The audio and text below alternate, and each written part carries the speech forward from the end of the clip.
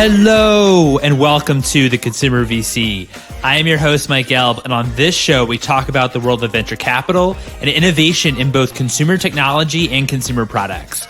If you're enjoying this content, you could subscribe to my newsletter, theconsumervc.substack.com, to get each new episode and more consumer news delivered straight to your inbox. Our guest today is Ollie Forsyth, Global Community Manager and Investor at Antler. Antler is a global venture capital firm enabling and investing in the world's most exceptional people from the earliest stages. Recently, Ollie published this piece called A New Creator Economy, a guide to Web3 creator platforms. So we focus our conversation on his learnings while researching this paper. And as you can imagine, what is the future of the creator economy in Web3? There's a lot of explorations here and a lot of thinking quite far into the future in these two areas. So without further ado, here's Ollie. Ollie, thank you so much for joining me here today. How are you? Hey, Mike, I'm doing great, thank you. How are you doing? I'm doing great. I'm so excited for our chat today about the creator economy and really do love all the content that you've been pushing out and just being really helpful in terms of navigating all of us throughout what's kind of going on in this transformation that's happening. First of all, what got you interested in the creator economy in the first place? Hey, no. Well, first of all, thank you so much for having us. I remember when we first met, it was probably 3 or 4 years ago now. I think when you were just starting the Consumer VC podcast, and it's been awesome to see, how far you guys have grown. And similar to listening to people like yourself and being a fellow podcaster kind of back in the day where so many, we would have, maybe a couple thousand listeners or many of people, listening to our podcast. But I became really frustrated. Why do podcasters not get paid the same as music artists do on these streaming platforms? And it was a couple of years ago when I started kind of diving into the space. And back at the time, unfortunately, we had this massive pandemic that came along, wiped out thousands and maybe, even millions of jobs. And people had to turn to their creativity to make some form of, means of income to replace their employment and income. And, this kind of light bulb moment struck me at 2, 3 o'clock in the morning, a couple of evenings and a couple of mornings where I really saw, potentially this is the future of work. And this got me really excited. What today is called the creator economy. So it came from a personal pain point is the reason why what got you interested in creating content around the creator economy, which is kind of meta also, right? Since you're also a creator, creating content around helping people understand, all the different platforms that are currently out there and really this movement that's been happening to, I guess, change how creators are actually monetizing, making paid, or actually, giving them an opportunity to monetize and get paid. Yeah, exactly. And it's been so interesting just to see how fast and how much the landscape has changed over the years. Honestly, when we started first exploring the creator economy, probably even from a personal perspective, 2.5 years ago, nobody was paying attention to the space. Nobody really cared. And all of a sudden now it's almost everyone wants to become a creator. I think what's so fascinating also is just that, I think it's now 30% of American high school students no longer want to become bankers, doctors, or lawyers. They want to become creators.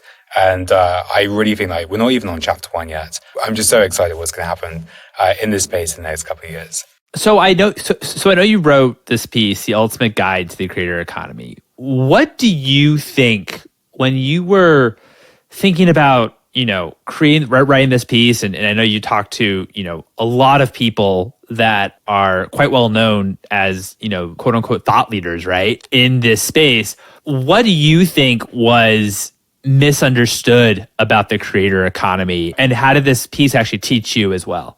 Yeah, so there've been a couple of reports that are written to clear things up. So our first creator economy report was published in 2021. This was around the ultimate guide on becoming a creator.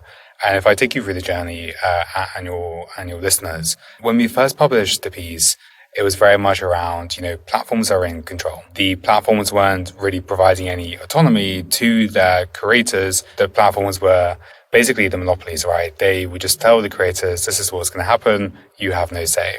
And when we first published the piece, what was staggering, I think, was, okay, so many people want to become creators, but these platforms are making so much freaking money.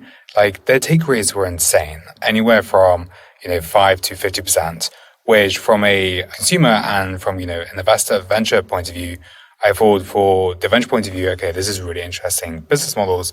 But for the consumer and the creator, platforms who were taking 50% of the creator's revenue, I just thought personally that was like completely unfair. So from the first report, the biggest thing that I saw and that I learned personally was, okay, a lot of people want to become creators. There is so much, flexibility and opportunities to become a creator. And just the, variety is so great, right? Anyone can become a creator tomorrow. And then kind of fast forward, actually it was only just around 10 months. Then this kind of whole crypto and Web3 kind of, era kind of blew up. And with the biggest transition we saw in our 2022 creator report was around focusing around ownership. So in the space of kind of 10, 11 months, we saw this whole platform and, I guess sector shift from the platforms were in control back in 2021, but where we are today, the platforms are no longer in control, is actually the creators.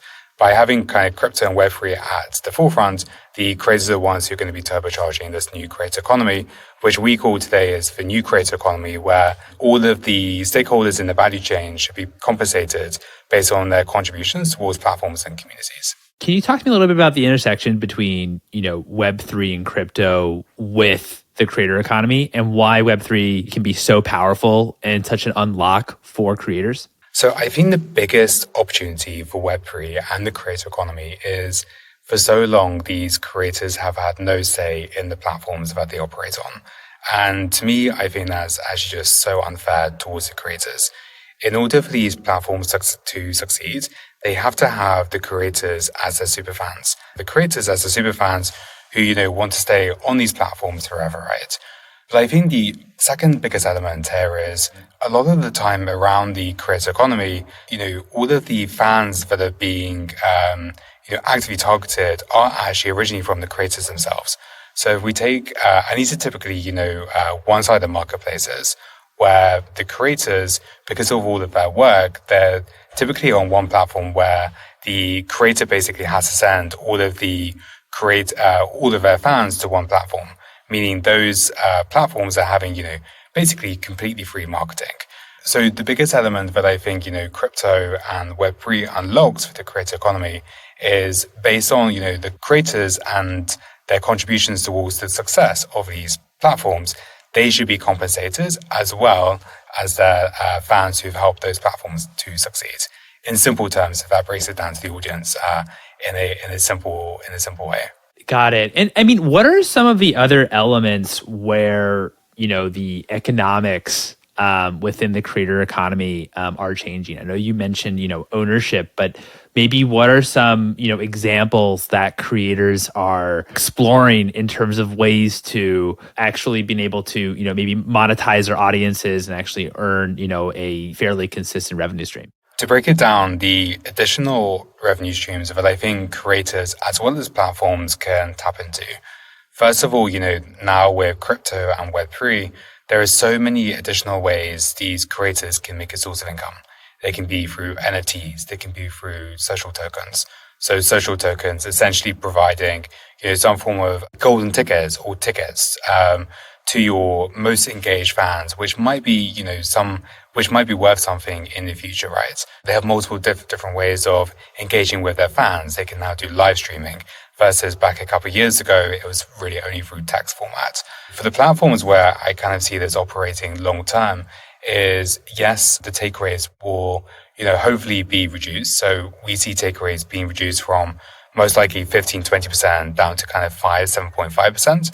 And the reason why they'll be reduced so dramatically will be because these platforms will have additional ways of monetizing their creators. The additional ways they'll have monetizing their creators will be payments, number one. Second, transaction fees, which will be probably most likely actually for the superfans. They'll have the take rates still. But I think what's even more interesting is if we take social tokens or NFTs, no matter how many times that NFT is resold, the creator will always have some form of royalty against that. And based on the underlying platform that NFT, as an example, operates, the platform most likely will take some form of additional take rate, if not very small though. So are you saying in terms of the relationship and the dynamic between the platform and the creator? Platforms are then taking a smaller take rate when it comes to the creator, but the creator then has more opportunity or can release maybe more products within the platform in order to monetize, so it's more like a smaller piece of the pie, but there's a lot more products to kind of go around. So so that's kind of the opportunity on the platform side. Is that roughly right? Yeah, I think so. I mean, that's for sure one. I think we're going to start to see emerging the next couple of months or next couple of years is, as creators start to operate and scale their companies, they need so many additional resources, services, or microservices allocated to them. And I think it's going to become really interesting to see how do these platforms start to offer all of these microservices for the creator needs. For example, they need all the back-end office support, such as analytics. They need the payment support. They need the legal support. They need the marketing support. And not all of this, especially the notable companies or the, rising companies operate. So I think it's going to be quite interesting to see how do these platforms start to offer all of these microservices, or how do they collaborate with existing startup providers who can provide all of those services, but in one place? Because that's the biggest challenge. How can a creator be provided or using 10, 15 different services when they have to go to multiple different platforms? It's just a really poor user experience. So I think at some point, we'll see a lot of these platforms either start to collaborate with one another or offer these microservices in one place. Or, have it more like some of these platforms can actually go, cross-platform, or can actually collaborate or communicate with a variety of different platforms, like on the back office type of stuff, for example. Exactly. I think also too, what's misunderstood about the creator economy a little bit, and we've definitely covered on the show, but creators, as you say, when it comes to employment, starting from your initial comment about how Gen Z, this is the number one job that Gen Z wants to be a creator. It actually is a real job, right? And these are actually much more.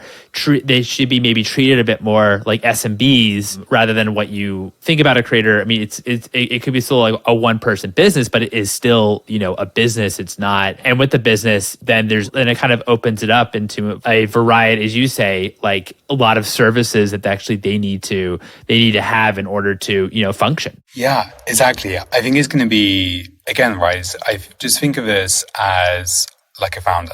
How do you build the best product that reaches the most amount of creators with the best experience? And you do that by just keeping things really simple, I think, initially. By captivating your fans as creators early on, you provide one solution that I think is potentially the most effective and most impactful for creators. Then as they start to use your services and the network effects start to become stronger, then you can start providing additional services. I think the biggest mistake platforms do too early on is they think of themselves as creator experts, or they're not creators themselves, right? They offer too many services. It's very confusing to the creator. What do they actually do? So one tip, and I'm sure we can provide multiple from each other throughout the conversation, is if you're starting a company, just make it really easy and simple for the creator to understand what you're actually providing. And just provide one service. Keep it really simple. What traditional maybe Web 2 social platform is most vulnerable right now, do you think? And which as well, on the flip side, it might be in the best position to actually succeed in this new, as you say, we're still in the very early stages of the creator economy, but kind of in your mind, in the best position to succeed moving forward? I'd actually love to send the table to you first. What do you think is the most vulnerable? And what do you think has the massive opportunity? That's a really good question.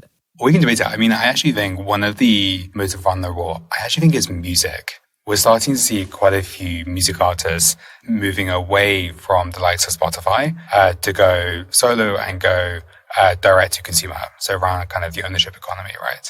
And the reason why I think music is in kind of the most vulnerable space is there are 7 million music artists on Spotify. Only 0.2% of those make over $50,000 a year in revenue, which is just crazy. And I think when we look at that, so you're saying only a couple thousand of those actually make over $50,000 in revenue a year. If you're saying there are 7 million music artists on Spotify and only 0.2% of those make over $50,000 in revenue a year, I think there's something potentially very fundamentally wrong in the music world. What do you think? I actually somewhat disagree with you, because you also have to think when it comes to music artists, you have to think about how they actually normally traditionally monetize. right? Traditionally, when it came to CD sales, that wasn't really money going towards the artist. Certainly, if you are a top artist, you definitely made a lot of money from record sales, but primarily you made a lot of money through touring and concerts. And so I think when you're thinking about, a salary or income for a musician, if you look at it from the total landscape, if touring and concerts, which I know that, this is also the past, 2-3 years has been very, very difficult for musicians in touring and concerts. But as the world slowly opens up and as touring and concerts get back to normal, musicians, I actually think the role of putting music online, it's not so much actually to monetize it. It's more so to get it out there to actually, people can actually hear it and actually build up maybe the relationship with you on a musician side. Maybe that actually then you can maybe use some creator economy tools to develop a deeper relationship on the community side of things. Maybe you actually then are able to monetize your community in some fashion with maybe social tokens, or which we can certainly talk about. But I do think that still, in a funny way, the music industry, instead of record labels, you're kind of just, not that, record labels obviously still exist, but you're able to kind of go direct by releasing online via streaming. But still, your main income source and revenue is, if it is touring, then you actually might not be, again, as long as the world open backs up, you might be actually okay moving forward. I do think though, the podcaster, for example, right? Does the podcaster tour? Not very likely, right? It's not a very common thing to happen. On a podcasting side of things, that maybe they're a bit more vulnerable on that side, if that is, the main mechanism to actually monetize. But that's why I think that what's also interesting is why on the streaming side of things for podcasting, this is why I think, Spotify, I think, is in great position in what they're doing and able to, go exclusive with podcasters. They can't really go exclusive with big recording artists because the actual recording artists, they want their songs to be played on all platforms, anywhere. It's really increased the spread. This is what I said, and also kind of I want to attribute this to Ali Hamad when he came on the show. He also talked about this as well. So I do think that there's some side, but from a podcaster's perspective, since that is your kind of only form of income, typically is doing podcasts, then Spotify deal of being exclusive with Spotify actually seems a bit more attractive. So that's what I think in terms of the music side. I also think in terms of what, on the platform side of thing, what's in the best position to succeed, I think Spotify is pretty well positioned with their, kind of becoming very kind of creator friendly or wanting to be, or, kind of going exclusive with creators and kind of rewarding creators with some of these big deals that we've been seeing. I also think TikTok as well with their creator fund, and really, I think trying to be a bit more forward-thinking around, and I love your thoughts around this, a bit more forward-thinking around how to actually collaborate with TikTok artists. I remember hearing interviews of people that worked at TikTok, and they would actually tell creators this is how you can be successful on our platform, which I haven't seen that in Facebook or Instagram. I haven't really seen that from YouTube. So I think that actually is really cool that it's much more of it seems, at least on the surface, and again, probably only for 1% of people, but it's much more of a collaborative effort, it seems, for more of talent scouting in a funny way, right? And wanting to actually improve. So those are my thoughts. Would love to hear yours. Yeah, that's actually on the podcasting front. That's you're right. I agree. I think it's a really interesting tactic Spotify are chasing. And now I think they're starting to allow podcasters to start charging subscriptions. And at some point, there'll probably be enhanced ways podcasters can interact with their fans, which today is a massive challenge, right? If you have 80, 100,000 fans, you have no data on those listeners.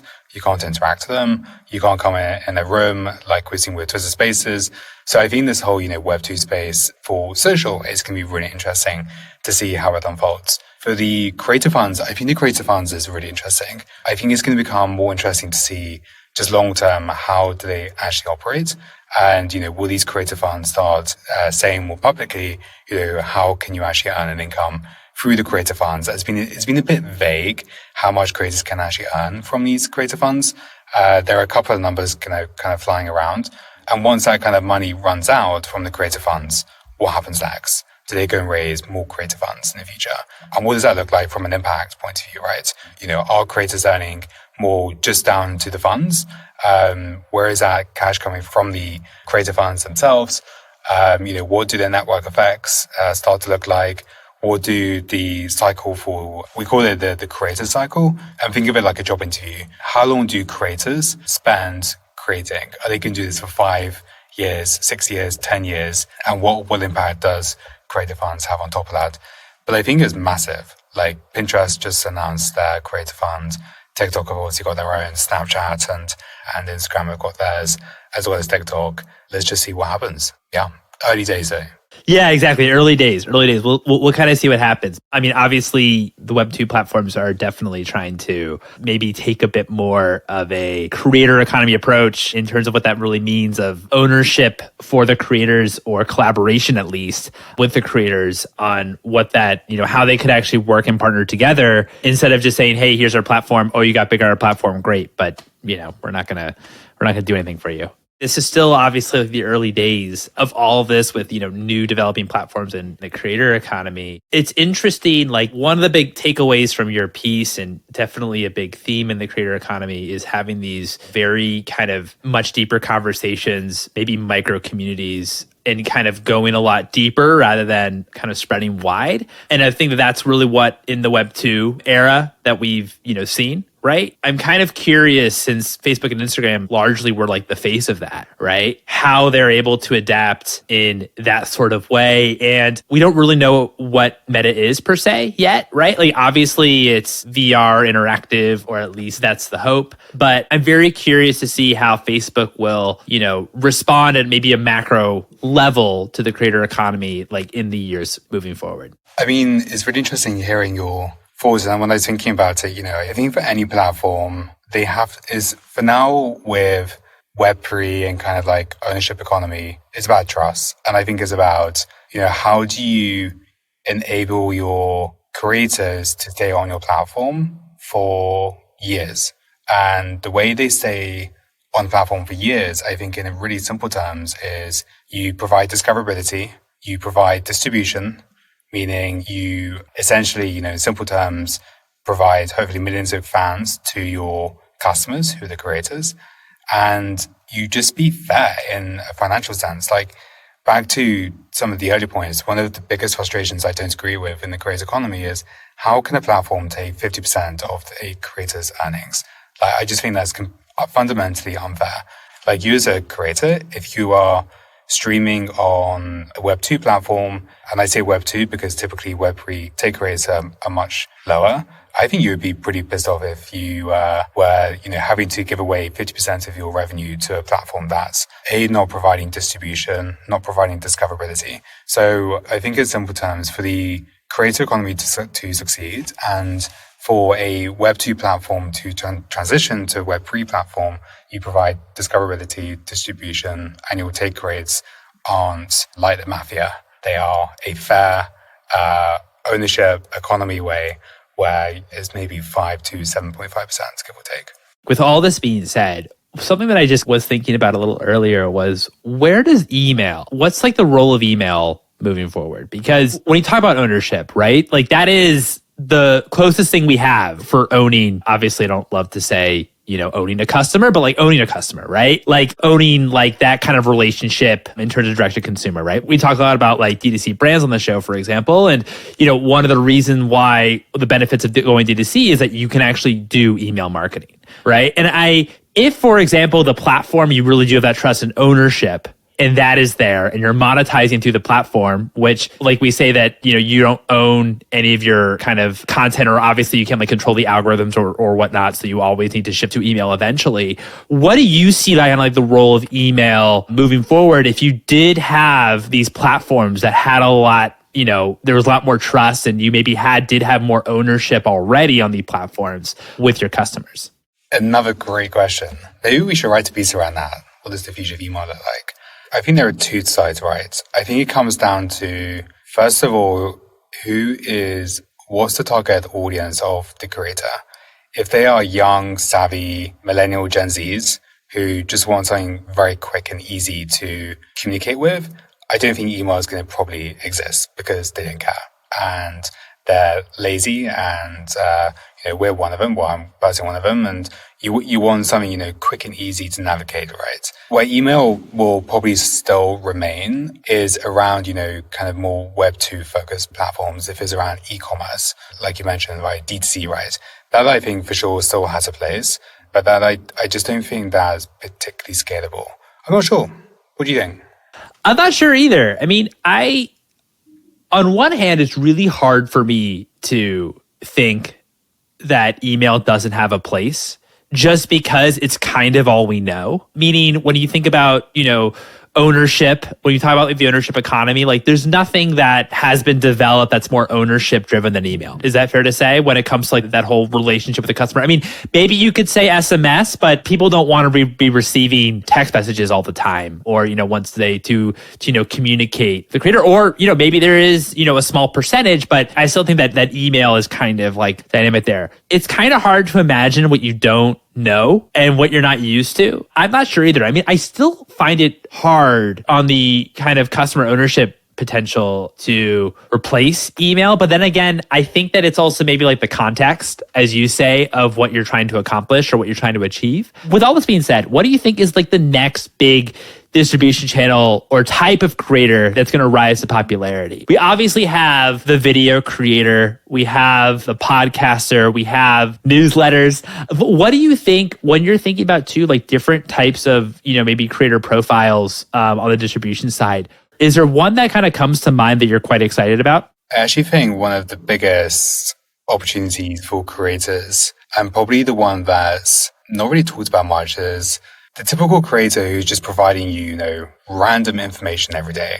Like, this is why we go to TikTok. We go to TikTok to be entertained and learn a bunch of new stuff, right? Those are the creators that I think are actually going to rise to fame. I followed a creator the other day. He started like 21 days ago. I can't remember his name, but just by cooking really interesting like cuisines from all around the world. Based in Australia, he now has 2 million followers. There's this really interesting creator called Dylan LeMay where he started just making funny ice cream videos on TikTok. He now has his own ice cream parlor in New York. So I think the new interesting creators that will come to fame will be called the new creators becoming the new types of Walt Disneys, meaning you can start becoming a creator and you eventually start your own brand. You become this ice cream guy, you start an ice cream company. You may start providing travel tips where to go traveling. You then maybe start providing, travel holidays, and maybe you're there as a creator going along those holidays and actually there live in the action. So I think to answer your question, the new types of